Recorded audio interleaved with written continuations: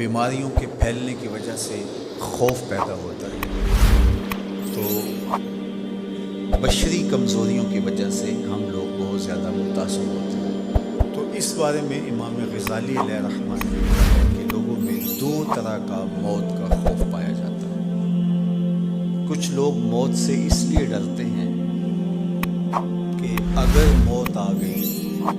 تو میری زندگی کی لذات چھن جائیں گی،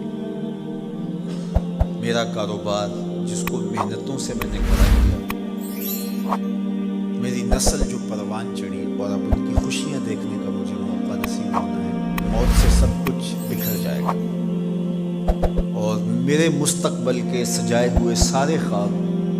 چکنا چور ہو جائیں گے۔ دوسری بات، موت کا خیال آتے ہی انسان پر یہ کیفیت طاری ہوتی ہے کہ میں اللہ کے حضور کون سا منہ لے کے، اپنے مواخذے کا اسے ڈر ہوتا ہے، اپنے اعمال کی جواب دہی کا اسے خیال آتا ہے اور وہ سوچتا ہے کہ میں اللہ کے حضور پیش ہوں گا تو میرے ایک ایک عمل کا جواب مانگا جائے گا، تو میں کیا اپنے اعمال کا جواب دے سکوں گا؟ فرمایا کہ پہلی قسم کا جو خوف ہے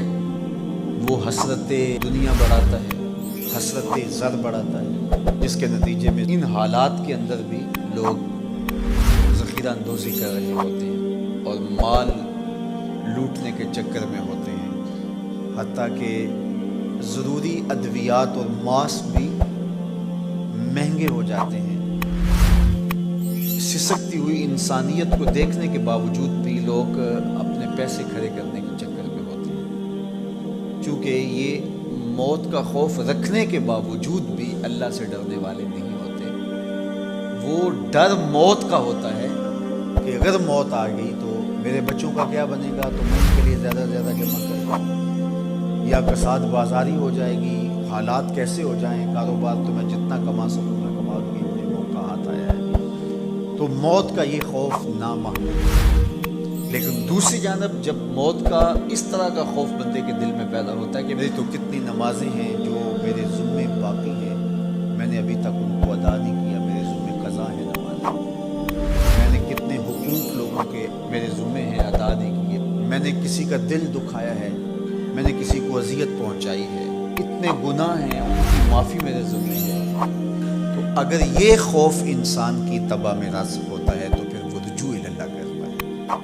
پھر وہ توبہ کرتا ہے، استغفار کرتا ہے، حقوق العباد کی تلافی کرتا ہے،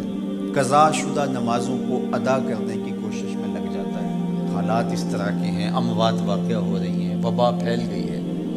تو میں اللہ کے حضور پیش ہوں تو میری نمازیں تو پوری ہوں، میں نے کسی کا حق تو نہ دینا ہو، کسی کا دل تو میں نے نہ دکھایا ہو، میں معذرت کر لوں، معافی مانگوں۔ اس خیال سے وہ پھر ڈرتا ہے۔ اصل اس کا یہ ڈرنا موت سے ڈرنا نہیں ہے، اللہ سے ڈرنا ہے، اور یہ چیز اس کو توبہ کی دہلیز پہ لے کے آتی ہے، یہ چیز خوف خدا اور خشیت الہی کے اضافے کا سبب بنتی ہے، یہ چیز اس کے اندر رقت پیدا کرتی ہے، اور پھر وہ انسانیت کے لیے بھی ہمدرد بن جاتا ہے، لوگوں کے لیے بھی نافع بن جاتا ہے، وہ اپنے اطراف میں پھیلے ہوئے درد اور دکھ سمیٹنا شروع کر دیتا ہے، اور لوگوں کے لیے اس کا وجود ضرر کا سبب نہیں، نفع کا سبب بن جاتا ہے، اور ایک صالح اور پاکیزہ معاشرہ تشکیل کر جاتا ہے۔ اگر اس کی قسمت میں موت لکھی ہے تو وہ سرخرو ہو کے جاتا ہے، اور اگر اس کی قسمت میں زندگی لکھی ہے تو وہ اس بھٹی سے گزرنے کے بعد ایک صالح انسان بن کے باہر نکلتا ہے۔ اب میں اور آپ اپنا جائزہ ان حالات میں لیں کہ ایک دھڑکا سا جو لگ گیا ہے تو وہ دھڑکا کس اعتبار سے ہے؟ کیا وہ اپنی لذات کے چھن جانے کا خوف ہے یا اللہ کے حضور پیشی کا ڈر ہے؟